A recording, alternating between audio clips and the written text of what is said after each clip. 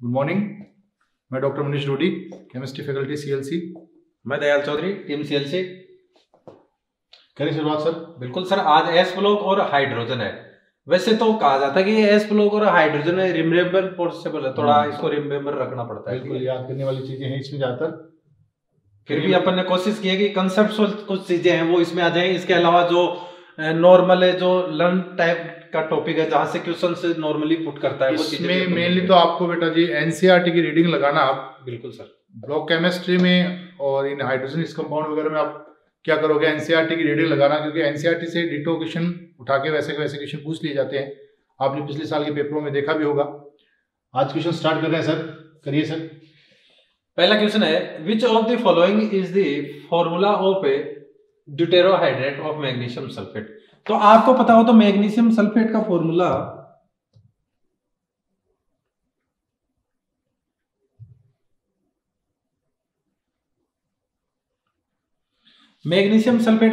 क्या होता है? MgSO4.7H2। बिल्कुल। तो यहां पे आपको क्या करना है? ड्यूटेरोहाइड्रेट बनाना है। इसका मतलब है आपको वाटर की जगह हेवी वाटर लेके चलना है, D2O। तो वही रहेगा MgSO4.7D2 हो जाएगा। याद रखना हाइड्रोजन के 3 आइसोटोप है आपके। एक तो प्रोटियम हो गया, हाइड्रियम जिसको बोलते हैं, दूसरा ड्यूटेरियम हो गया, तीसरा ट्रिटियम। क्लियर? जिसमें प्रोटॉन हमेशा सेम होंगे, इलेक्ट्रॉन हमेशा सेम होंगे, डिफरेंट होगा आपका न्यूट्रॉन 0, 1, 2, और इसी वजह से मास भी डिफरेंस आ जाएगा। मतलब आइसोटोप में हमेशा ध्यान रखो, number of proton, number of electron और एटॉमिक नंबर ये तो रहेंगे सेम, और नंबर ऑफ न्यूट्रॉन और एटॉमिक मास ये रहेगा डिफरेंट। क्यों सर? बिल्कुल सर। नेक्स्ट क्वेश्चन चले। बिल्कुल सर। तो इसमें ये आंसर हो गया अपना फर्स्ट आ जाएगा। Next question. नेक्स्ट क्वेश्चन है, रिएक्शन दे रखे हैं बेटा जी Mg3N2 प्लस नाइट्राइड दे रखा है। क्या दे रखा है? नाइट्राइड। उसका अपन हाइड्रोलाइसिस कर रहे हैं, और वो भी किससे? हैवी वाटर से कर रहे हैं। बेटा जी एक चीज ध्यान रखना, जहां भी आपको आइड लगा हुआ मिल जाए, इसका मतलब ये है उस आयन के ऊपर उतना चार्ज है जितना उसे ऑक्टेट कंप्लीट करने के लिए क्या चाहिए होते हैं? इलेक्ट्रॉन चाहिए होते हैं। बिल्कुल सर। जैसे अपन बात करें नाइट्राइड तो N-3 आ जाएगा, ऑक्साइड O-2 आ जाएगा, फ्लोराइड F-1 आ जाएगा, कार्बाइड C-4 आ जाएगा, फोस्फाइड P-3 आ जाएगा, सल्फाइड S-2, ऐसे और भी हो जाएंगे अपने पास। तो अपन बात करें मैग्नीशियम नाइट्राइड है Mg3N2, ये फॉर्मूला बन गया मैग्नीशियम नाइट्राइड का। बेटा जितने भी आयनिक मैग्नीशियम नाइट्राइड है उनका हाइड्रोलाइसिस कराओगे, अपने को क्या मिलेगी? अमोनिया मिलती है। क्या मिलती है? अमोनिया मिलती है। तो ये अपने पास कौन हो गया? DOD हो गया। तो यहां से अपन अगर ब्रेक रहे हैं तो ये एक H किससे अटैच होंगे? इससे, और OH किससे अटैच होंगे? इससे अटैच होंगे। तो अपने पास ND3 बन जाएगा, और साथ में MgOD का होल ट्वाइस बन जाएगा। अब ये प्रोडक्ट बनेंगे। प्रोडक्ट इसने यही बना रखे हैं। अब इसने क्या पूछा है? इसने बैलेंस किया है, तो बैलेंस सर करेंगे। करिए सर। बिल्कुल सर, बैलेंस करेंगे। तो यहाँ पे आपके पास नाइट्रोजन 2 है, तो 2 करता हूं, मैग्नीशियम 3 है तो 3 लगा दो। बाकी चीजें देखो बैलेंस हो रही है क्या? 6D2O हो गया आपके पास। तो यहाँ पे ड्यूटेरियम देखे 3 2 6 हो गए आपके पास, मैग्नीशियम 3 हो गए। तो एक बैलेंस इक्वेशन हो गई है, और ये ही है आपका Y जो मिक्स किया है। तो Y की वैल्यू यहाँ पे आपकी आ जाएगी। बिल्कुल सर, आंसर आ जाएगा फर्स्ट। अब आप इस चीज को लेके कंफ्यूज मत हो, जैसे आपका H2O होता है वैसे ही आपका DDO होता है। बस आप तो ये याद रखना, जितने भी नाइट्राइड है, जितने भी आयनिक नाइट्राइड है, वो सारे के सारे हाइड्रोलाइसिस या जल अपघटन पर क्या देंगे? अमोनिया गैस देंगे। आगे क्वेश्चन भी आपके पास आएगा। नेक्स्ट पेज करना सर, पेज नेक्स्ट। जी सर। नाइट्राइड से अपने को क्या मिलेगी? अमोनिया मिलेगी। बिल्कुल सर। फोस्फाइड मिल जाएगी, से फोस्फीन मिल जाएगी। क्या मिल जाएगी? फोस्फीन। हाइड्राइड, कौन से हाइड्राइड? आयनिक हाइड्राइड वगैरह जो, उनसे अपने को H2 मिल जाएगी। कार्बाइड, जितने भी कार्बाइड है वो क्या देंगे? हाइड्रोकार्बन देंगे। बिल्कुल, आपने 3 टाइप के कार्बाइड पढ़ेंगे, मेथिनिलाइड, एसिटिनिलाइड और प्रोपेनिलाइड। तो हाइड्रोकार्बन कौन से आगे, एल्कीन भी हो सकता है, एल्केन भी हो सकता है, एल्काइन भी हो सकता है। अब किससे क्या बनेगा ये अपन आगे बात करेंगे। नेक्स्ट बात करते हैं सर। बिल्कुल सर, इसमें आपको एक चीज और ध्यान रखनी है, जैसे आपका सर ने मैग्नीशियम नाइट्राइड है, इसका हाइड्रोलाइसिस करवा दिया, चलो H2O से करवा देते हैं, मैग्नीशियम हाइड्रोक्साइड बन जाएगा, और आपका जैसे कि सर ने कहा अमोनिया यहां से बन जाएगी, बस उसमें ड्यूटेरियम था। कई बार इसको आगे रिएक्शन करवा लेता तो ये फ्यूमिंग देता है आपका HCl के साथ, अमोनियम क्लोराइड, व्हाइट फ्यूम्स आपके प्राप्त हो जाएंगे। ये इसका टेस्ट भी है, किसका, अमोनिया का टेस्ट है। बिल्कुल सर, जो आगे की क्वेश्चन आएगा अपने देखते हैं। नेक्स्ट एक स्मोक टाइप का ही होता है, उससे थोड़ा सा ये डार्क होता है। जी sir. When potassium dichromate is react with H2O2 in acidic medium, then which of the following blue color product is obtained? बेटा जी एक रिएक्शन है किसकी, पोटेशियम डाइक्रोमेट K2Cr2O7 की रिएक्शन अपन एसिडिक मीडियम में, जैसे मैंने H2SO4 ले लिया और साथ में क्या ले लिया, H2O2 ले लिया, तो इसकी रिएक्शन कराएंगे तो अपने पास क्या बनता है, CrO5। इसके लिए अपन पहले बात कर चुके हैं। ये क्या है, बटरफ्लाई लाइक स्ट्रक्चर रिप्रेजेंट करता है। कैसी, बिल्कुल सर, बटरफ्लाई लाइक स्ट्रक्चर अपने ब्लू कलर का होता है, और इसमें इसकी ऑक्सीडेशन स्टेट किसी क्रोमियम की कितनी आएगी, +6 ऑक्सीडेशन स्टेट आएगी। मैं इसके लिए आपको पहले बता चुका हूं कि अगर किसी की ऑक्सीडेशन स्टेट नॉर्मल से ज्यादा मिल रही है तो मतलब उसमें कौन प्रेजेंट है, परऑक्सी बॉन्ड प्रेजेंट है, परऑक्सी बॉन्ड है। तो अब देखो यहाँ पर क्या है, परऑक्सी बॉन्ड प्रेजेंट है अपने पास। ये अच्छा ऑक्सीडाइजिंग एजेंट होता है, ये पड़ा रहने पर किसमें कन्वर्ट हो जाएगा, ये Cr2O3 में कन्वर्ट हो जाएगा। ठीक है, जैसा कि यहाँ पे आप क्वेश्चन देख रहे हो ब्लू कलर का, तो इससे पता चल जाएगा क्रोमियम का सिर्फ आपका CrO5 ही होता है जो ब्लू कलर होता है। मैंने बताया था आपको प्रीवियस क्लास में कि जब ये मैक्सिमम ऑक्सीडेशन स्टेट में होता है तो इसके पास अनपेयर्ड इलेक्ट्रॉन 0 होता है, फिर भी ये कलर्ड होता है, और उसका रीजन आपको कहा था due to charge transfer spectra. तो यहाँ पे देखो अगर ये कंपाउंड बनता तो सर ग्रीन कलर होता। अगर आपके पास रिएक्शन नहीं भी आती है ना तो आप ऐसे देख सकते हो K2Cr2O7 ये आपका ऑरेंज होता है। वैसे ही बात करें इसकी, ये डाइक्रोमेट की वजह से कलर है तो ये भी ऑरेंज ही निकलेगा आपका, और ये आपका ब्लू कलर हो जाएगा। अगर यहाँ पे क्रोमेट आयन होता तो आपका येलो कलर हो जाता। कहने का मतलब है क्रोमियम का सिर्फ CrO5 भी ब्लू कलर का होगा। तो आप इसको सीधे कर सकते हैं अगर रिएक्शन आपको याद है ना हो। क्यों सर, नेक्स्ट क्वेश्चन देखते हैं। नेक्स्ट क्वेश्चन करते हैं।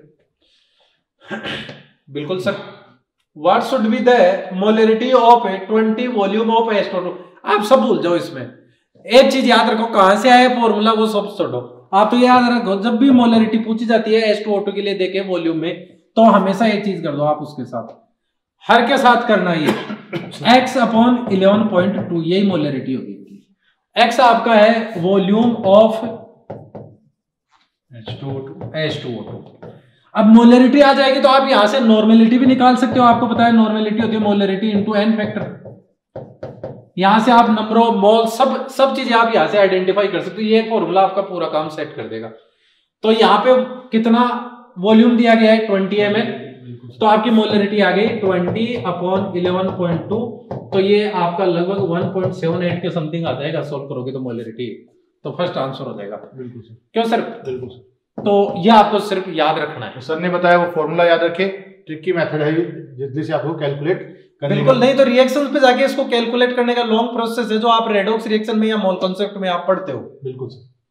नेक्स्ट क्वेश्चन देखते हैं। What should be the oxidation number of the most electronegative element in the product formed by the reaction of calcium CaO2 and H2SO4? बेटा पहले तो बात करते हैं CaO2 के लिए बात करते हैं। ये क्या चीज है? ये ऑक्साइड है या परऑक्साइड है या सुपर ऑक्साइड है? तो अपन बात करें जब भी ऐसा आपके सामने आ जाए तो कैल्शियम पर पहले चार्ज अपने को पता है कितना था, +2। तो यहाँ पर कितना आएगा, -2। मतलब ये क्या चीज है, परऑक्साइड है। क्या है? परऑक्साइड की रिएक्शन अपन किससे कराते हैं? H2O2 H2SO4 से कराते हैं। तो क्या रिएक्शन होगी सर बताएं? जब भी इसके साथ करवाएंगे हमेशा ध्यान रखो, ऑक्साइड की रिएक्शन जब एसिड के साथ करवाते हैं तो सॉल्ट बनता है, और अगर परऑक्साइड की रिएक्शन एसिड के साथ करवाते हैं सॉल्ट बनता है, H2O2 बनता है। और अगर इसी परऑक्साइड की रिएक्शन आपकी सुपरऑक्साइड की रिएक्शन अगर आपकी उसी डाइल्यूट एसिड के साथ करवा दी जाती है तो आपका सॉल्ट बनेगा, H2O2 बनेगा और साथ में O2 गैस रिलीज होगी। तो यहाँ पे आपका क्या है, परऑक्साइड है तो सॉल्ट बन जाएगा कैल्शियम सल्फेट, CaSO4 प्लस इसके अलावा H2O2 आपका यहाँ पे बन जाएगा। अब क्वेश्चन अपना यह है कि जो प्रोडक्ट बन रहे हैं उसमें जो हाई इलेक्ट्रोनेगेटिव एटम है उसकी ऑक्सीडेशन स्टेज पूछी है। तो यहाँ पे सर दोनों में ही इसमें देखा जाए तो हाई इलेक्ट्रोनेगेटिव ऑक्सीजन है, बिल्कुल सर, जो अपनी -2 ऑक्सीडेशन स्टेट में। और यहाँ पे अगर जाए तो यहाँ पे भी हाई इलेक्ट्रोनेगेटिव एटम कौन है, ऑक्सीजन ही है, जो यहाँ पे अपनी -1 ऑक्सीडेशन स्टेट में। आपको पता हो तो पहले भी सर ने बताया था कि जिनके पास है, बिल्कुल sir, half open book like structure आपको सर ने ट्रिक भी दी थी। दो आपके पास सेंटर हो sp3 वाले, दोनों के पास से 2 सिग्मा और 2 लोन पेयर हो, ठीक है, बिल्कुल सर, तो वो आपके कौन सा पेरोक्सी लिंकेज देते हैं। देखो बेटा, यहाँ पर पेरोक्साइड है तो इसका मतलब यहाँ पर अपने को क्या मिलेगा, पेरोक्साइड मिल जाएगा।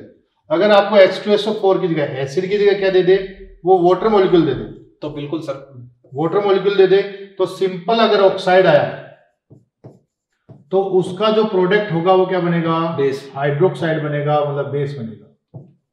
अगर अपने पास पेरोक्साइड आया तो उसका प्रोडक्ट अपने पास क्या मिलेगा, पेरोक्साइड है तो पेरोक्साइड मिलेगा, मतलब H2O2 मिलेगा। अगर अपने पास सुपर ऑक्साइड आया, कौन, सुपर ऑक्साइड, तो अपने पास क्या मिलेगा, अपने को H2O2 प्लस हाफ O2 मिल जाएगी।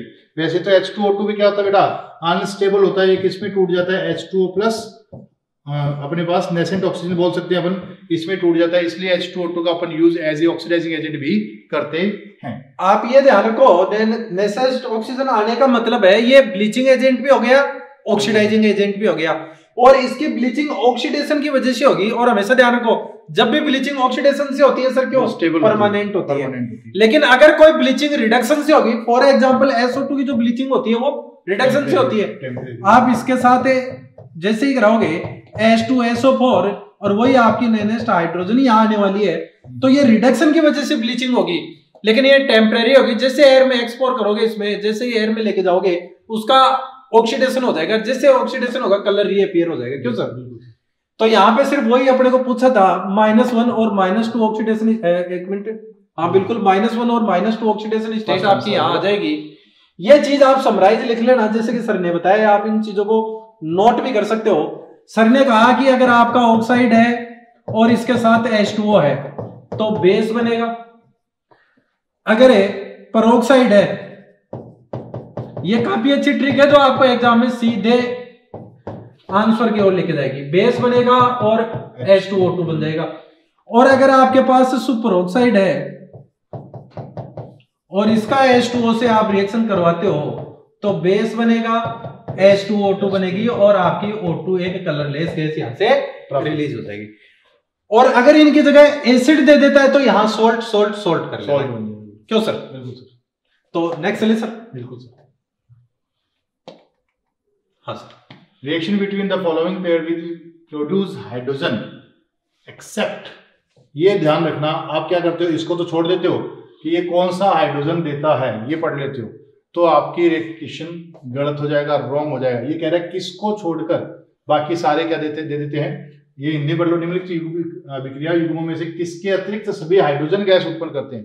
एक को छोड़कर बाकी सारे तो क्या दे रहे हैं, हाइड्रोजन गैस दे रहे हैं, एक नहीं दे रहा, वो कौन है, तो बताएं सर।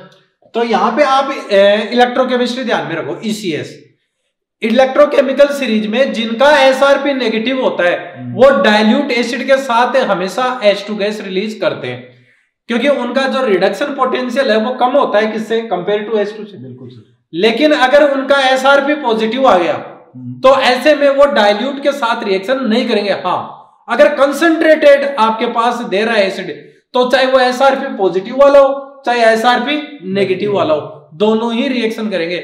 लेकिन वहां पर कोई आपकी H2 गैस नहीं निकलने वाली, वहां सोल्ट और H2O बनने वाला है। और जिस प्रकार का आप एसिड लेके चलोगे, H2SO4 लेके चलोगे तो SO2 निकल जाएगी। अगर आप वहां पे और कोई एसिड लेके चलते हो, मतलब उसमें जो भी गैस रिलीज होने वाली है ना, वो आपकी रिलीज हो जाएगी। सिर्फ आपको ये ध्यान रखना है, HNO3 के रेस्पेक्ट में आप अलग जा सकते हो। वहां पर क्या होगा, चाहे SRP नेगेटिव हो चाहे पॉजिटिव में हो, HNO3 खुद एक अच्छा ऑक्सीडाइजिंग एजेंट है, तो वहां पर वो खुद ही ऑक्सीडाइज होगा सर। बिल्कुल। तो यहाँ पे अपन बात करें तो कॉपर का आपका SRP कैसा होता है, पॉजिटिव, तो ये डाइल्यूट HCl के साथ रिएक्शन ही नहीं करेगा। सर ऐसे बोल सकते हैं कि जो हाइड्रोजन से इलेक्ट्रोकेमिकल सीरीज में हाइड्रोजन से जो नीचे आते हैं, हाँ बिल्कुल सर, देते H2 नहीं देते, बस इनकी बात कर रहा हूँ सर। इनकी जैसे पॉजिटिव एसआरपी होगी। वो पॉजिटिव नेगेटिव मैंने इनको इसलिए बोल दिया सर कि कुछ एक फिजिकल केमिस्ट्री में टीचर है एनसीईआरटी के अकॉर्डिंग पढ़ाते, तो एनसीईआरटी में क्या कर रखा है, ऊपर की तरफ तो दे रखा है उसमें पॉजिटिव एसआरपी वाले को, और नीचे की तरफ दे रखा है नेगेटिव एसआरपी वाले को। लेकिन जब डेफिनेशन की ओर जाते हैं इलेक्ट्रोकेमिकल सीरीज की, तो उसमें कहा जाता है कि एलिमेंट्स को उनकी एसआरपी के इंक्रीजिंग ऑर्डर में रखा गया है। तो उस बेस पे अपन सीरीज बनाते हैं, तो ऊपर तो नेगेटिव एसआरपी वाले आएंगे और नीचे सर पॉजिटिव वाले आएंगे। नीचे अपन बोल सकते हैं छापा। बिल्कुल सर, यह आपके ट्रिक छापा ये कौन है, copper, Hg, Ag, Pt and A, ये दोनों तो क्या है, इनर्ट मेटल है। क्या है, इनर्ट मेटल, जो सिर्फ और सिर्फ किसमें, एक्वा रेजिया में सोल्यूबल होती है। इनको आप नोबल मेटल भी, जैसे सर ने पहले कहा है आपको कि इनको नोबल मेटल भी आपका बोला जाता है। इसकी एसआरपी आपकी नेगेटिव होती है, और नेगेटिव एसआरपी होने की वजह से यहाँ फेरस सल्फेट बन जाता है और H2 गैस रिलीज हो जाती है। एक चीज का ध्यान रखना, जब आप कंपाउंड बनाओ तो ये देखना अपनी हाई स्टेबिलिटी की ओर जाकर के वो बनते हैं, फेरस सल्फेट बनेगा या पेरिक बनेगा, ठीक है। तो ये आपको थोड़ा सा ध्यान देना है।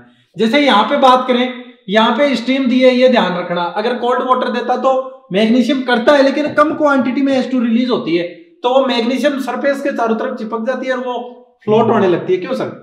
लेकिन अब स्टीम से द्वारा है तो काफी एक्सेस में रिएक्शन होने वाली है, क्योंकि आपने इसको मोर रिएक्टिव कर चुके हो इसको, तो ऐसे में आपका मैग्नीशियम है हाइड्रोक्साइड बन जाएगा और H2 गैस यहाँ पे आपकी रिलीज हो जाएगी।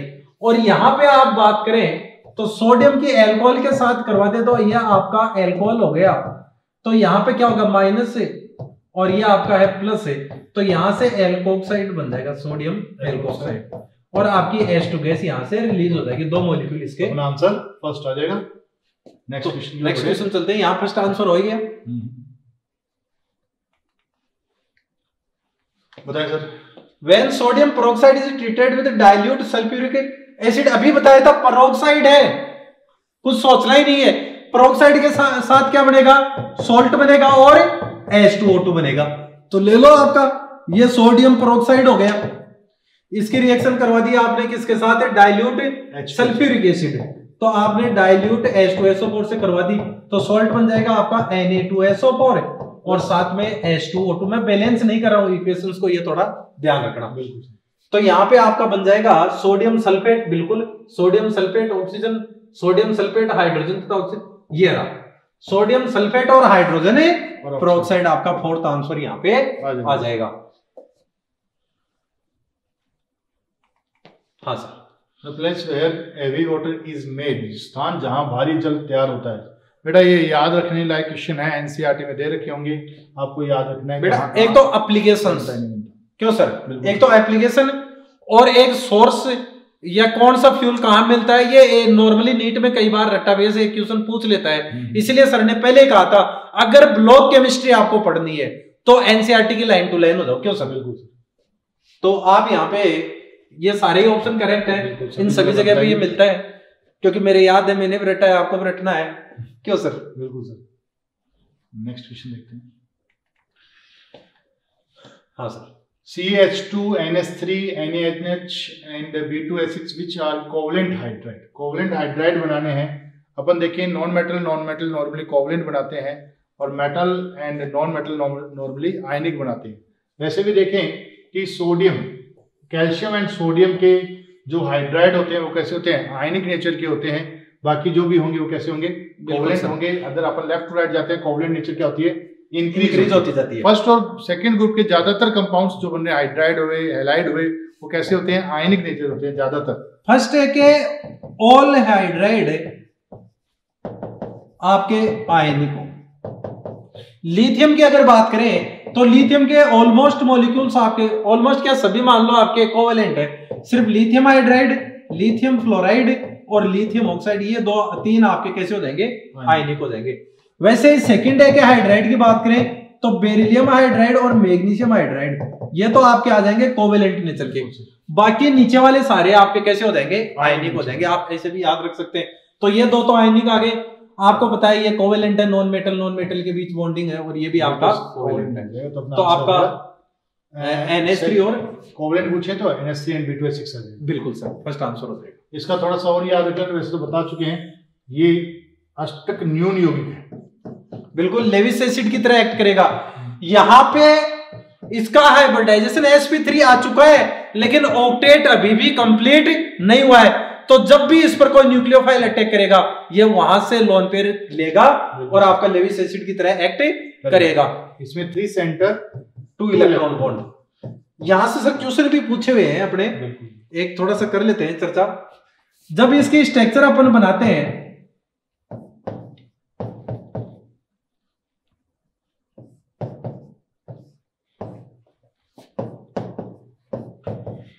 तो यहां पे 4 तो आपके टर्मिनल बॉन्ड है, और ये टर्मिनल बॉन्ड शेयरिंग से बन रहे हैं आपके।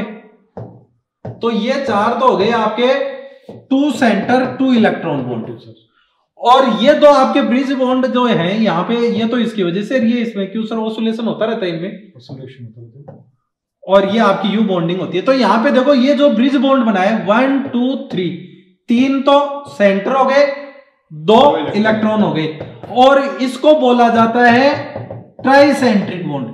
और ट्राइसेंट्रिक बॉन्ड से जब भी डाइमर और पॉलीमर बनता है, ऑक्टेट रूल ऑलवेज फेल, वो हमेशा इलेक्ट्रॉन डेफिशिएंट हो गया अगर ट्राइसेंट्रिक बॉन्ड हुआ।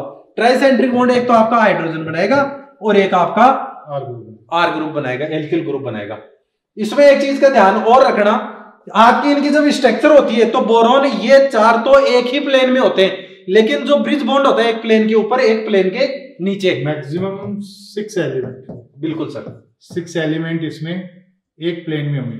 बिल्कुल, 3 तो ये हो गए और 3 ये हो गए, और ये वाला एक प्लेन के ऊपर चला गया, ये प्लेन के नीचे चला गया। बॉन्ड लेंथ इनकी सेम होती नहीं है, ये छोटे और ये बीच वाले लार्ज है। बॉन्ड एंगल का क्वेश्चन भी यहां से पूछ लेता है, तो ये बॉन्ड एंगल कम होता है, ये वाला लार्ज होता है। इसके अलावा यहां से जो क्वेश्चन पूछता है, अगर आप इसकी रिएक्शन है किसी भी सब्स्टिट्यूट ग्रुप से करवाते हो, तो यहां से सिर्फ टर्मिनल वाले रिप्लेस होंगे, ये कभी भी रिप्लेस नहीं होंगे। तो आपका कंपाउंड बनेगा, वो बनेगा B2H2CH3 ये जो 4 मिथाइल ग्रुप आए हैं वो टर्मिनल पे आए हैं। क्यों सर? बिल्कुल सर। हालांकि अब ये डाइमर की बात पूरी हो चुकी है। क्यों सर? बिल्कुल सर। नेक्स्ट क्वेश्चन देखते हैं। हाँ, तो नेक्स्ट क्वेश्चन देखते हैं अपन। Which of the following statement is are correct. यहाँ पे देखना है कि कौन सा स्टेटमेंट आपका करेक्ट है, सही स्टेटमेंट देखना है। जैसे कि सर आते ही गोला कर देते हैं इस चीज को। अब इधर आओ, देखो, इससे पहले एक चीज समझ लो आप, ये तो आपका होता है कैल्शियम है कार्बोनेट, जिसको आप मार्बल भी आप बोल सकते हो, या लाइमस्टोन जिसको आप बोल सकते हो। इसको जब हीट दिया जाता है तो यहाँ पे बर्नट लाइम आपका आ जाता है, तो ये आपका हो गया बर्नट लाइम। फिर आप इसमें H2O मिलाओ, लेकिन लिमिटेड क्वांटिटी में, तो ये बनाएगा कैल्शियम हाइड्रोक्साइड सॉलिड, जिसको आप बोलते हो बुझा हुआ चूना या स्लेक्ट लाइम। अगर ये एक्वस कंडीशन में आ गया, इसका मतलब वाटर एक्सेस में, अगर ये चीज एक्वस में होती तो आप इसको बोल देते लाइम वाटर, और ये वाटर में पानी में कंप्लीटली डिजेबल होता है, तो इसको आप क्लियर सॉल्यूशन भी कह सकते हैं। तो बस आ जाइए, यहीं से बात कर लेते हैं। Milk of lime is a suspension of calcium hydroxide in water. बिल्कुल, वाटर के अंदर जब आप कैल्शियम हाइड्रोक्साइड, यहां देखो ये सिलेक्ट लाइम है और एक्सेस वाटर लिया जाता है, और आगे जैसे ही वाटर के अंदर है आप इसको सस्पेंशन करोगे तभी तो जाके एक्वस बनेगा, तो ये आपका क्या बन जाएगा, लाइम वाटर। इसी को अपन लाइम वाटर बोलेंगे। तो पहला स्टेटमेंट करेक्ट है। दूसरा कह रहा है lime water is a clear solution of calcium hydroxide in water. तो लाइम वाटर आपका एक क्लियर सॉल्यूशन है, जैसे कि मैंने अभी बात किया, और सेम इसी को ब्राइटा वाटर बोल देंगे। ऐसे ही लिथियम का आपका लिथिया वाटर हो जाता है, आप हमेशा इसको ध्यान रखो। और मैग्नीशियम हाइड्रोक्साइड आपका मिल्क ऑफ मैग्नीशिया हो जाता है। तो ये बात भी आपकी करेक्ट हो गई। फिर आता है नाइट्रोलियम में is the mixture of calcium cyanamide and carbon. तो बिल्कुल ये नीट 2016 में आपका पूछा हुआ भी है, और ये एक प्रकार का फर्टिलाइजर भी है। क्यों सर? जिनके हाइड्रोलाइसिस से अमोनिया नॉर्मली अपने को मिलती है, उनका यूज एज ए अपन फर्टिलाइजर करते हैं। और जैसे कि सर ने आपने पहले भी बताया था कि ये यहाँ नाइट्रेट फॉर्म में है। इसका थोड़ा सा ध्यान रखना, इसकी स्ट्रक्चर ध्यान रखना। इसकी स्ट्रक्चर अपने को कैसी मिलेगी, Ca+2 C double bond N, इसके ऊपर माइनस एंड ये माइनस, इसमें sp हाइब्रिडेशन है, मतलब ये कैसा मिलेगा बेटा जी, लीनियर मिलेगा। अपन यहाँ बात करें तो ये बॉन्ड कौन सा है, आयनिक बॉन्ड है, ठीक है। और ये कौन से बॉन्ड है, कोवलेंट बॉन्ड है। कैसे है, कोवलेंट बॉन्ड। तो आपको पूछे कोई कैल्शियम साइनामाइड में कौन से बॉन्ड है, तो इसमें कौन से आ जाएंगे, आयनिक आ जाएगा, कोवलेंट बॉन्ड।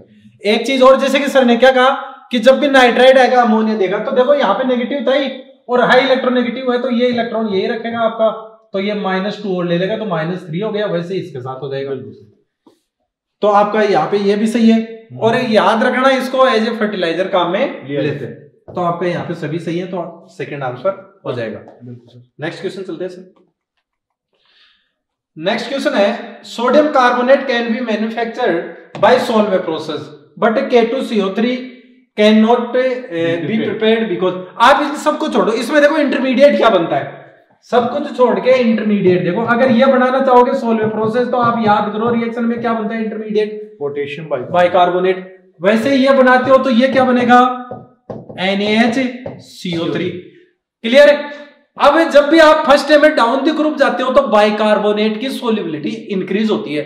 उसका रीजन क्या है, क्योंकि जो लेटिस एनर्जी है वो तो आपकी रेपिडली डिक्रीज होती है और हाइड्रेशन एनर्जी स्लाइटली डिक्रीज होती है। इसका मतलब नीचे की तरफ जाने पर हाइड्रेशन एनर्जी का इफेक्ट ज्यादा पड़ने वाला है, तो सोल्युबिलिटी इंक्रीज होगी। तो NaHCO3 से ज्यादा सोल्यूबल कौन है, KaCO3।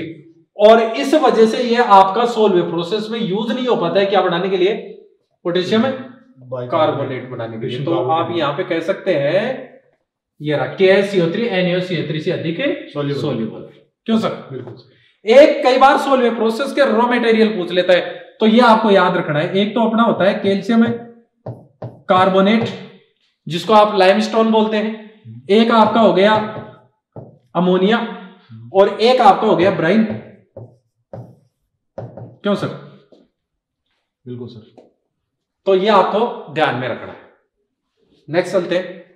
हाँ सर देखिए, Which of the following statement is true for all the alkali metals? सभी क्षारीय धातुओं के लिए कौन सा सही है? Then nitrate decompose on heating to give NO2 and O2 gas. बेटा सभी बात कर रहे हैं वो सभी क्षारीय धातुओं के लिए।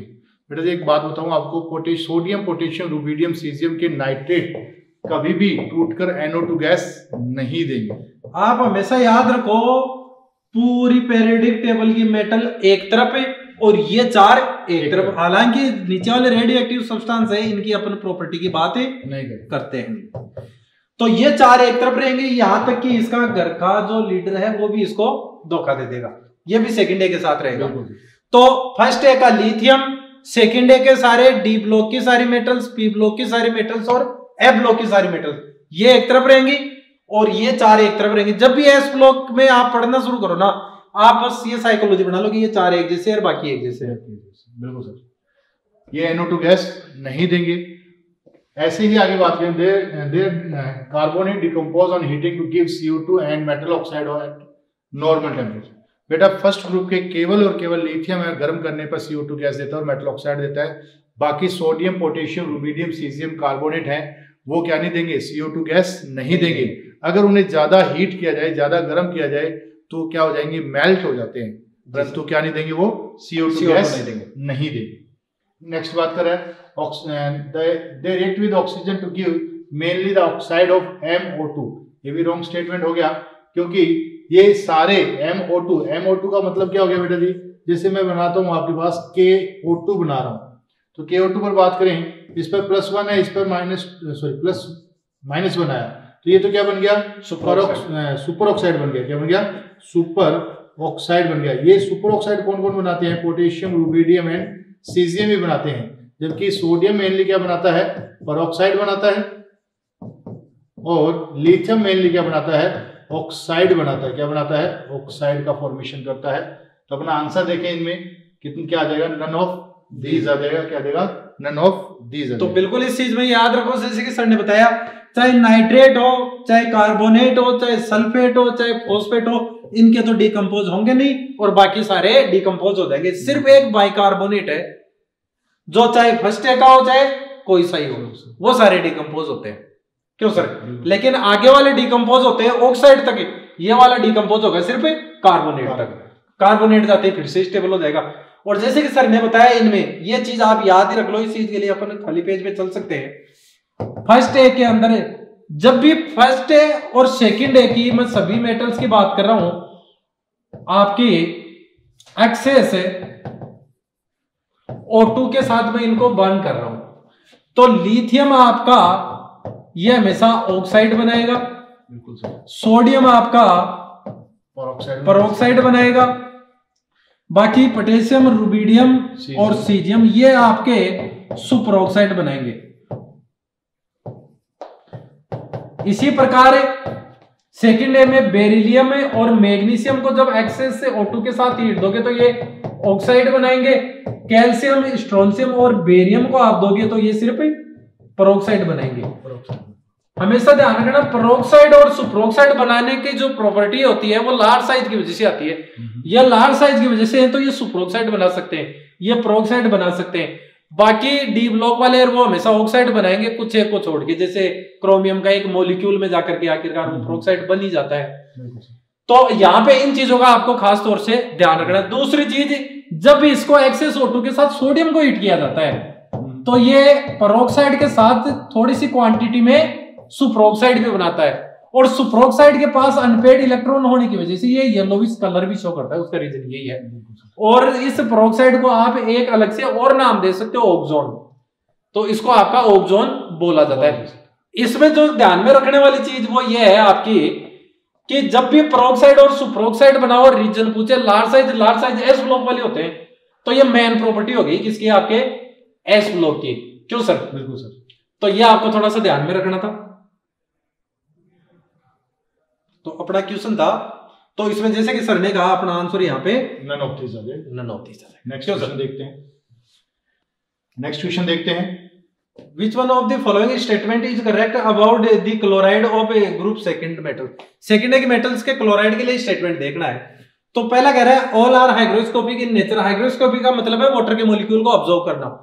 तो ये काम होता है हमेशा कोवेलेंट कैरेक्टर के डायरेक्टली प्रोपोर्शनल। तो जिसके कोवेलेंट कैरेक्टर ज्यादा होंगे वो हाइड्रेटेड फॉर्म में ज्यादा जाएंगे। तो बेरिलियम से लेकर के बेरियम तक नीचे की तरफ जाते हैं तो इनके एलाइडो में कोवेलेंट कैरेक्टर कम होते हैं, तो इनकी हाइड्रेटेड बनाने की नेचर भी कम होगी। जैसे पहले वाला 6H2O बनाता है और लास्ट वाला आते हैं 2, लेकिन फिर भी ये हाइग्रोस्कोपिक नेचर है देता है। तो ये वाला आपका करेक्ट स्टेटमेंट हो गया। इसके अलावा बात करें increase in lattice enthalpy from beryllium to barium, तो आपको पता है लैटिस एनर्जी साइज के इनवर्सली चलती है, तो साइज बढ़ रही है तो लैटिस एनर्जी डिक्रीज होगी, ना कि इंक्रीज। ये गया सर। नेक्स्ट चलिए अपन decrease in melting point from beryllium to barium chloride. तो बेरिलियम क्लोराइड, ब्रोमाइड और आयोडाइड, इनकी अगर बात करें सीरीज की, तो यहाँ पे आयनिक और कोवेलेंट कैरेक्टर से डिसाइड करेंगे, क्योंकि ये ज्यादा मूव हो गए कोवेलेंट कैरेक्टर की ओर से। तो डाउन द ग्रुप साइज बढ़ रही है केटाइन की, इस वजह से इनमें कोवेलेंट कैरेक्टर क्या हो रहे हैं, कम हो रहे हैं। और कोवेलेंट कैरेक्टर कम हो रहे हैं तो नीचे की तरफ जाने पर इनके मेल्टिंग बॉइलिंग पॉइंट भी आपके क्या हो रहे हैं, बढ़ेंगे। ये गलत हो गया ना? हाँ बिल्कुल, ये गलत हो गया, नीचे की तरफ जाने पे बढ़ेंगे, क्योंकि कोवेलेंट कैरेक्टर कम हो रहे हैं तो मेल्टिंग पॉइंट बढ़ रहा है। तो ये भी रॉन्ग स्टेटमेंट हो गया। फिर अपन फोर्थ ऑप्शन देखते हैं, all are insoluble accept BaCl2। तो इसके तो सारे इनसोल्युबल होते हैं सर, कोवेलेंट है, तो इनकी तो अपन बात ही नहीं करेंगे।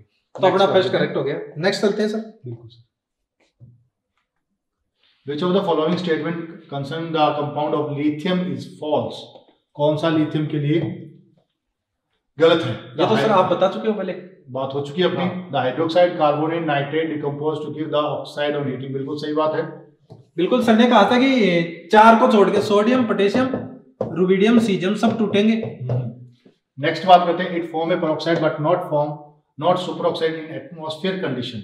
वायुमंडलीय परिस्थितियों में ये पेरोक्साइड का निर्माण करता है, पेरोक्साइड का निर्माण करता है। जो रॉन्ग स्टेटमेंट हो गया, बहुत न के बराबर होता है ये तो बनाता ही ऑक्साइड है। क्यों? नेक्स्ट अपन चलते हैं। ये रॉन्ग स्टेटमेंट हो गया। अपना आंसर कौन सा आ गया? सेकंड आंसर आ गया। गलत पूछा है तो ये आंसर हो गया। 2 स्टेटमेंट और पढ़ लेते हैं सर, देख लो। लिथियम हाइड्रोजन कार्बोनेट को एक स्थायी ठोस के रूप में पृथक नहीं किया जा सकता। तो ये स्टेटमेंट बिल्कुल सही बात सही है। ये हमेशा एक्वस कंडीशन में स्टेबल होते हैं, ये सिर्फ ये सॉलिड में एग्जिस्ट करते हैं। तो ये करेक्ट स्टेटमेंट हो गया।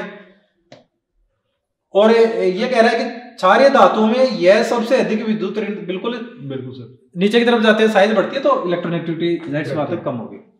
नेक्स्ट चलते हैं सर। देखिए सर। बिल्कुल सर। सबसे पहले यहाँ पे देखो कैल्शियम कार्बोनेट है, यहीं से शुरू हो जाओ आप तो ये कैल्शियम ऑक्साइड बनाएगा और CO2 गैस निकलेगी, तो ये तो हो गया कैल्शियम ऑक्साइड। फिर जैसे H2 आएगा, आपको पता है सिलेक्ट लाइन बनने वाला है, तो आपका यहाँ बन जाएगा कैल्शियम हाइड्रोक्साइड, C हो गया कैल्शियम हाइड्रोक्साइड। और जैसे इससे रिएक्शन कराओगे आपका ब्लीचिंग पाउडर CaOCl2 यहाँ से बन जाएगा। एक रिएक्शन है, आपको याद रखनी है, करनी है। थोड़ा सा एक चीज और याद रखना,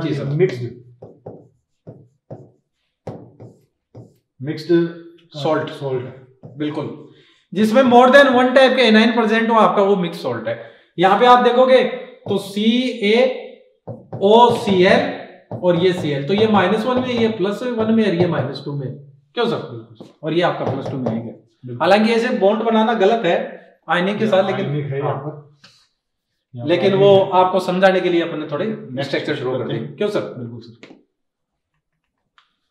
What are the raw material used in solar process? Sir पहले ही बता चुके हैं आपको। ये बिल्कुल सर, अमोनिया, लाइमस्टोन हो गया, बिल्कुल सर, ब्राइन हो गया। नेक्स्ट देखते हैं बच्चों को सर थोड़ा ब्राइन बता दो, ब्राइन क्या होता है? 20% शायद NaCl का सॉल्यूशन है, देख लेना आप NCERT से बाकी। बिल्कुल सर। नेक्स्ट बढ़िया sir. Chemical A used for water softening, तो वाटर को सॉफ्ट करने के लिए कैल्शियम ऑक्साइड, कैल्शियम कार्बोनेट, या आप कैल्शियम हाइड्रोक्साइड, कैल्शियम ऑक्साइड या कैल्शियम हाइड्रोक्साइड काम में ले सकते हैं। हालांकि रिएक्शन को जब फास्ट करनी होती है तो मोर सरफेस एरिया की वजह से ये ज्यादा यूजफुल होता है। रिमूव टेम्परेरी हार्डनेस, बिल्कुल टेम्परेरी हार्डनेस को इसके द्वारा भी दूर किया जा सकता है और आपका इसके द्वारा भी दूर किया जा सकता है। ए रिएक्ट्स विद सोडियम कार्बोनेट, इसका मतलब ये इसकी बात कर रहा है, सोडियम कार्बोनेट से रिएक्शन करवाइए।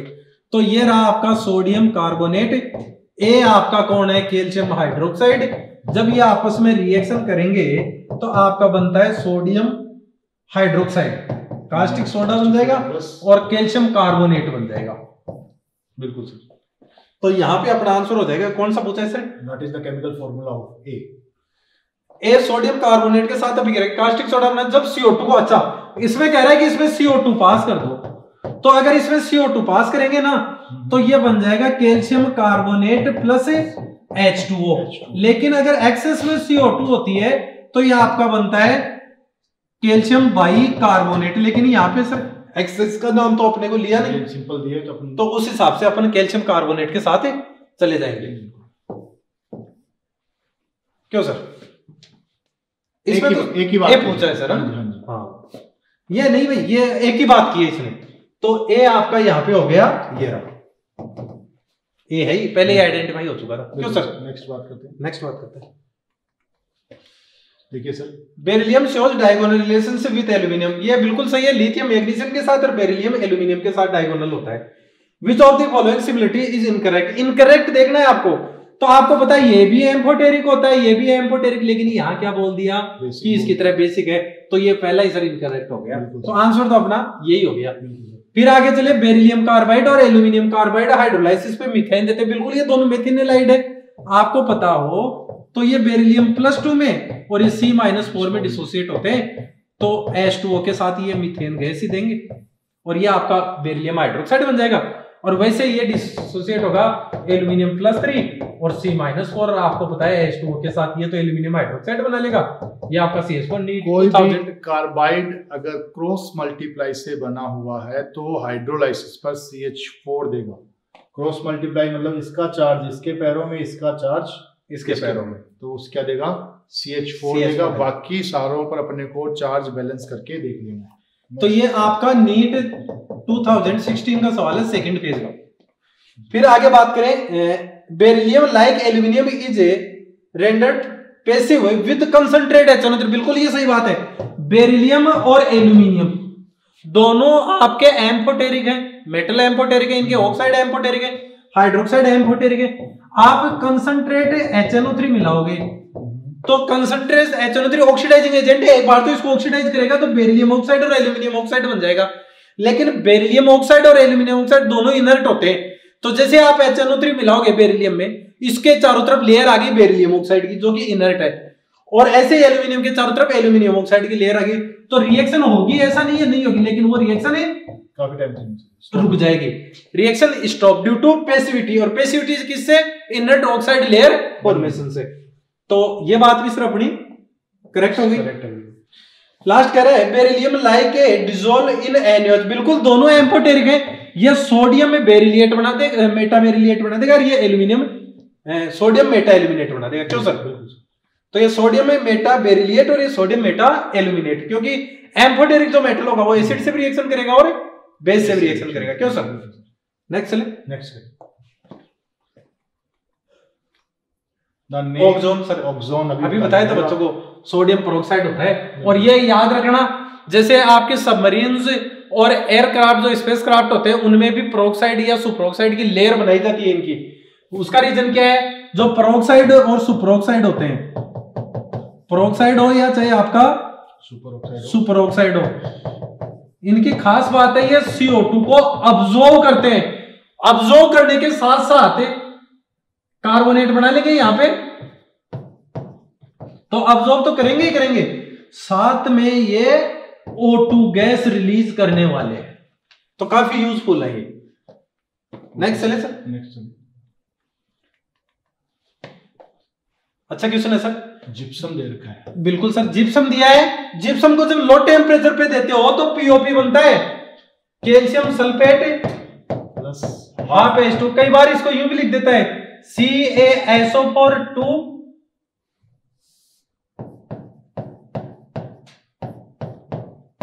H2O। बिल्कुल। तो बात वही है, या इसको यू लिख देता है। क्यों सर? एक ही बात है इनकी तीनों की। और इधर जब हाई टेम्परेचर हो जाता है तो वाटर पूरा का पूरा रिलीज हो जाता है, और जिसको डेड प्लास्टर भी अपने बोल सकते हैं। टेम्परेचर बिल्कुल बेटा ध्यान रखना, इस टेम्परेचर का बेस्ड क्वेश्चन बहुत बार पूछा गया है, इस टेम्परेचर पर ध्यान देना आप। तो ये तो हो गया डेड बर्नड प्लास्टर, और ये हो गया प्लास्टर ऑफ पेरिस। वो ये पूछ रहा है X and Y पूछ रहा है। अच्छा X and Y पूछ रहा है, तो पहला तो हो गया X, तो हो गया ये प्लास्टर ऑफ पेरिस, और ये Y हो गया डेड बर्नड प्लास्टर। तो फर्स्ट आ जाएगा। नेक्स्ट चले। नेक्स्ट मैच करना है सर, एप्लीकेशन बेस्ड क्वेश्चन है। बिल्कुल सर। तो कॉलम मैच करने हैं आपके। तो सबसे पहले तो आपका कह रहा है क्विक लाइम, तो क्विक लाइम को आप यहां पे मैच कर सकते हो सीधा सीधा। क्विक लाइम को आप मैच कर दो एक हड्डियों के संयोजन में। चलो ऐसे मैच कर लेते हैं, पहले ये हो गया, ये तो हो गया फर्स्ट से। प्लास्टर ऑफ पेरिस कहां कहां में आ गया? हड्डियों को जोड़ने में, वो सबको पता है, पट्टा बनाया जाता है। फिर आपका सिलेक्ट लाइम हो गया, तो सिलेक्ट लाइम आपका आ जाएगा एक है, ये रहा सर एक, ये भी मेरे को याद है, च्युइंगम में ये इसको कंपोनेंट के तौर पर इसको काम में लिया जाता है। मैं उस तरह से बात कर रहा हूं जैसे मान लो क्वेश्चन नहीं आ रहा हो आपको, तो कैसे अटेम्प्ट करना हो, तो जो चीजें आ रही है उनको आइडेंटिफाई करते चलो। तो यहां पे क्या हो गया? बी तो मैच हो गया किससे? ए से, तो बी मैच हो रहा है फर्स्ट से, ऐसा एक ही ऑप्शन है। बिना बुधा चूना किसमें आ जाएगा? ब्लीचिंग पाउडर का निर्माण किया था अपन। बिल्कुल सही, अभी इसका भी अपन ने किया था, तो ये मैच हो जाएगा 3 से। अब बच गया आपका ए, तो ए आपका एप्लीकेशन हो गया किसके लिए? ये काम में आ जाता है डाइज के फॉर्मेशन में। तो ये आपका कौन सा आ गया? 1 2, और ये हो गया 4th से। तो कौन सा आंसर आ गया सर? ए का 4th, second, 4th, 1st, 3rd, 2nd। सी का 3rd, तो सेकंड आंसर हो जाएगा। बिल्कुल। तो ऐसे क्वेश्चंस में एप्लीकेशन है, मेरे को भी इसका एप्लीकेशन थोड़ा ध्यान में नहीं था, लेकिन आया। वो कैसे आया? बाकी के 3 आगे ऐसे आ गया। याद रखना होगा इनको, और जहां तक उसके स्टार्ट वहां से किया करो जहां पर आपको नॉलेज बिल्कुल सबसे ज्यादा कॉन्फिडेंस। हाँ, जहाँ कॉन्फिडेंस सबसे पहले अपने को यहाँ पर था, इसको यूज ऐसे होता है, वैसे स्टार्ट करते हुए आप आगे की ओर चलोगे तो ऑप्शन अपने आप आपको मैच मिल जाएंगे। नेक्स्ट क्वेश्चन देखिए। बिल्कुल sir. Question number 22, which of the following statement is correct? Correct statement अपने को यहाँ पे देखना है। लिथियम एंड मैग्नीशियम हार्डर, बिल्कुल हार्ड होते हैं, लाइट होते हैं, हल्के होते हैं। बिल्कुल सही बात है सर, अपने ग्रुप में हल्के होते हैं आराम से। दी ऑक्साइड Li2O, बिल्कुल oxide, and magnesium MgO do not combine with excess oxygen to give any, बिल्कुल दोनों के दोनों ऑक्साइड बनाते हैं, सुपरऑक्साइड कोई सा ही नहीं बनाता, ये भी करेक्ट बात है। Both lithium chloride magnesium chloride दोनों के दोनों कोवेलेंट है, तो ऑर्गेनिक सॉल्वेंट में सोल्यूबल होंगे। आयनिक होंगे आपके वाटर में, और कोवेलेंट होंगे ऑर्गेनिक सॉल्वेंट में। लिथियम क्लोराइड, लिथियम ऑक्साइड है comparatively much less soluble in water than the corresponding compounds of other alkali metals. बिल्कुल नीचे की तरफ जाते हैं तो आयनिक कैरेक्टर बढ़ते हैं, और ऊपर की तरफ कोवेलेंट कैरेक्टर ज्यादा होते हैं, तो औरों के कंपैरिजन में ये कम सोल्यूबल होंगे। सर आयनिक है लेकिन कम सोल्यूबल होगी। तो बात ये भी सही है, तो सही होगा सर, चारों सही आ गए, तो फोर्थ आंसर चला जाएगा सर। बिल्कुल नेक्स्ट चले। बिल्कुल sir. When lithium react with dry NH3, reaction है आप याद रख लो इसके, LiNH2, कुछ रिएक्शंस हैं जो Li2NH बनेगा, सॉरी रिएक्शन से आप याद रख लो इसका आंसर आ जाएगा सेकंड। नेक्स्ट एक्स ही पूछा है सर। नेक्स्ट क्वेश्चन है, इसको भी आप करते चलो साथ के साथ। एम एयर है, हीट दे रहा है, तो एयर में O2 है, O2 के साथ इसको हीट दे रहा है, तो A बन रहा है, AH2O के साथ आपका B बनाता है, BHCl के साथ फ्यूम्स देता है, और फ्यूम्स तो आपको पता है, आपको बताया था अमोनियम क्लोराइड की आएगी, क्लोराइड की आ रही है यहाँ पर। तो देखो lithium, sodium, potassium, rubidium, caesium, तो ये चार ऐसे हैं, एयर में हीट करोगे तो सिर्फ ऑक्साइड बनेंगे, बाकी लिथियम सेकेंड के, पी के, डी के, एफ के सारे ऑक्साइड भी बनाएंगे और नाइट्राइड भी बनाएंगे। नाइट्राइड अपनी हाई लेटिस एनर्जी की वजह से बना पाते हैं। तो मेटल है वो कौन सी हो सकती है, यहाँ पे एयर के साथ रिएक्शन करे, मान लो ये मेटल, ये गलत हो गया तो आंसर अपना आ गया। बिल्कुल सर, एयर ये ऑक्साइड और नाइट्राइड बन गया, तो एक ही वाटर से इनकी नाइट्राइड, इनकी अपने वाटर से रिएक्शन करवा दी, तो वाटर से रिएक्शन कराएगी, एक तो बेस बन जाएगा दोनों से ही। एक रिएक्शन का एग्जांपल ही ले लेते हैं सर, वो ज्यादा बच्चों को ठीक रहेगा, इनमें से ले लेते हैं। जैसे लिथियम है, तो एयर से रिएक्शन करवा दी है, तो आपका क्या बनेगा, लिथियम ऑक्साइड और लिथियम नाइट्राइड, तो ये आपका ए हो गया। अब इसमें आप क्या करो, H2O पास करो, तो लिथियम हाइड्रोक्साइड बन जाएगा और साथ में अमोनिया बन जाएगी। फिर अमोनिया बी है आपकी, जिसमें HCl मिलाओ, तो ये आपका फ्यूम्स दे देगा, किसका, NH4Cl का व्हाइट फ्यूम्स। तो ऐसा कौन करेंगे, लिथियम मैग्नीशियम करते हैं, यहां पे ये कर लेगा, ये कर लेगा, ये नहीं करेगा। वैसे यहां पे ये दोनों नहीं देंगे, और यहां पे सर ने बता ही दिया ये नहीं देंगे, ये भी नहीं देगा, ये देगा सिर्फ मैग्नीशियम। क्यों सर, पहला आंसर है। नेक्स्ट सेक्शन देखिए। Lithium is the only alkali metal which is not placed in kerosene but worked in a paraffin wax। तो याद रखो, lithium alkali metal more reactive होती है, एयर में आते ही वो बर्न हो जाती है मोर रिएक्टिव होने की वजह से, तो उनको पैराफिन, केरोसिन, डीजल, पेट्रोल इनमें डुबो के रखा जाता है। लेकिन लिथियम की डेंसिटी कम होती है, ये उनमें तैर के ऊपर आ जाएगी, इसलिए इसको कागज में या फिर पैराफिन वैक्स में लपेट के रखा जाता है। तो इसमें आंसर आपका हो जाएगा, लो डेंसिटी की वजह से इसमें फ्लोट होने लगती है, तैरने लगती है। क्यों सर, ठीक है सर। नेक्स्ट चले। Next, when sodium metal is dissolved in liquid ammonia a blue solution is formed। तो इसको देखो, मैं समझ गया क्वेश्चन को, आप इसको सिंपल से समझ लो। एल्कलाई मेटल है आपकी, जब भी इसको लिक्विड अमोनिया मैंने यहां पे ले ली है, मान लो इसके x+y मोल ले लिए मैंने, तो एल्कलाई मेटल है, एक इलेक्ट्रॉन निकाल के केटाइन बना लेगी, इसके चारों तरफ है अमोनिया कॉम्प्लेक्स बना लेगी, x मॉलिक्यूल मान लो इसके चारों तरफ इकट्ठे हो गए +1। ऐसे ही आपका इससे जो इलेक्ट्रॉन निकला था उसके चारों तरफ भी अमोनिया के y मोल इकट्ठे हो गए, इलेक्ट्रॉन पे नेगेटिव चार्ज होता है, इसको बोलते हैं अमोनेटेड केटाइन, इसको अमोनेटेड इलेक्ट्रॉन बोल दो या सोल्वेटेड इलेक्ट्रॉन बोल दो। तो देखो कंडक्टेंस किस वजह से होती है, फ्री आयंस की वजह से, तो कंडक्टेंस के लिए तो दोनों रीजन है, लेकिन कलर और पैरामैग्नेटिज्म किसकी वजह से आता है, अनपेड इलेक्ट्रॉन की वजह से। तो सोल्वेटेड इलेक्ट्रॉन पैरामैग्नेटिज्म के लिए रेस्पॉन्सिबल, कलर के लिए रेस्पॉन्सिबल, रिड्यूसिंग नेचर के लिए भी रेस्पॉन्सिबल। तो अपना यहां पे आ जाएगा सेकंड आंसर, सोल्वेटेड इलेक्ट्रॉन। क्यों सर, बिल्कुल सर। इसमें सारी चीजें बता दी हैं, अब आपके किसी टाइप से क्वेश्चन आ सकता है। इसमें सर थोड़ी सी बात और कर देते हैं इनकी, अगर इसको थोड़ी देर के लिए आप स्टेबल रखते थे तो एमाइड फॉर्मेशन की वजह से ब्लू कलर है वो डिसअपियर हो जाएगा। अगर ये कंसंट्रेट होगा तो ब्रॉन्ज कलर का होगा, लेकिन अगर ये डाइल्यूट होगा तो ये आपका ब्लू कलर का होगा। ये चीजें आपको ध्यान रखनी है। तो कलरलेस होने का रीजन है एमाइड फॉर्मेशन है, और कंसंट्रेट में क्या होता है, एक्युमुलेशन यहां पे शुरू हो जाता है, जिसकी वजह से ये ब्रॉन्ज कलर का हो जाता है। क्यों सर,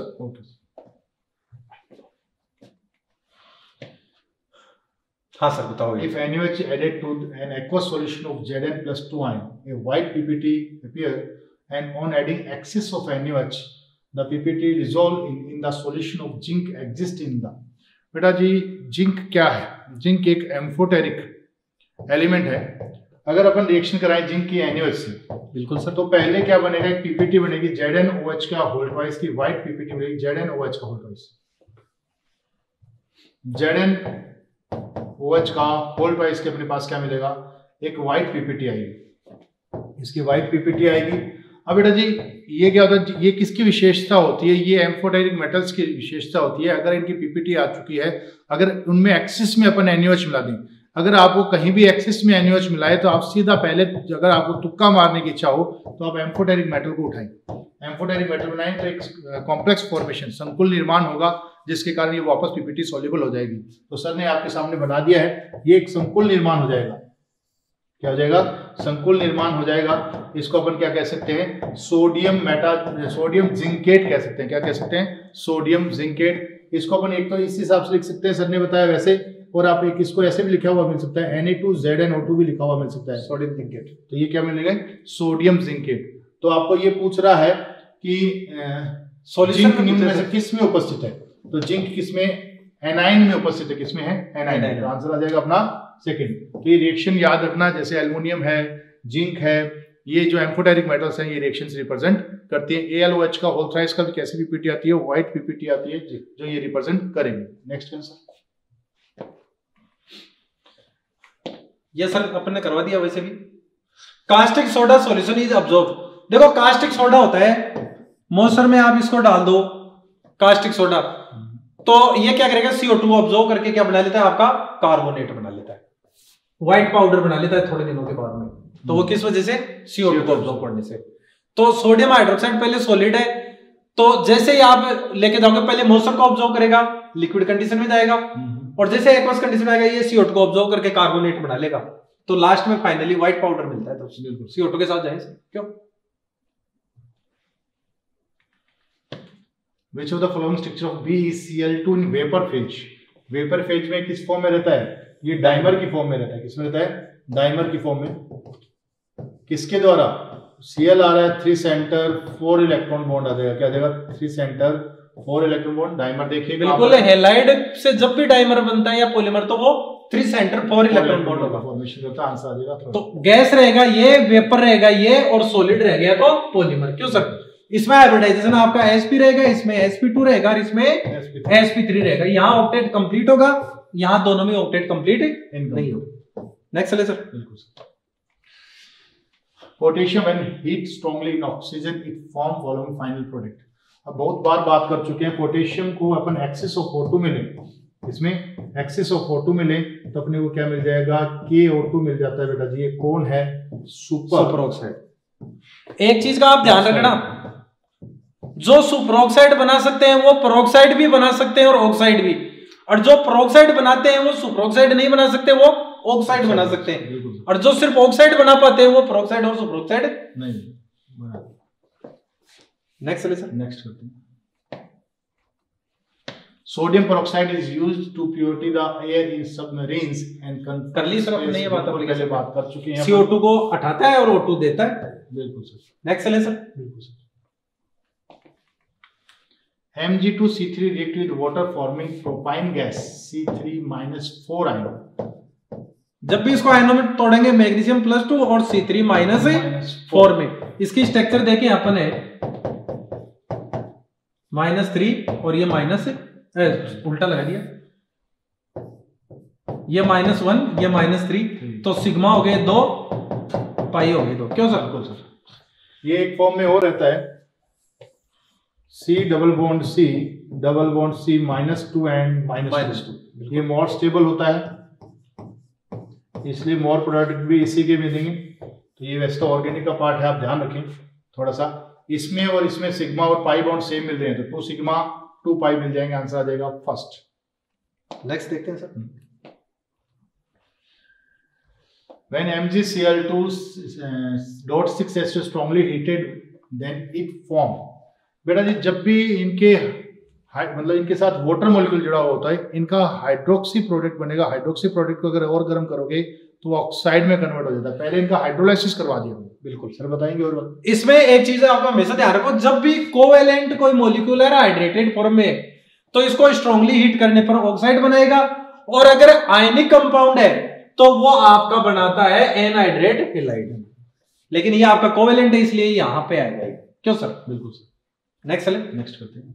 ये आज अपना last question. Which of the following statement are the true about second A group element? Second A group समूह के तत्वों के बारे में निम्न में से कौन सा कथन सही है? Beryllium and magnesium form nitride in air.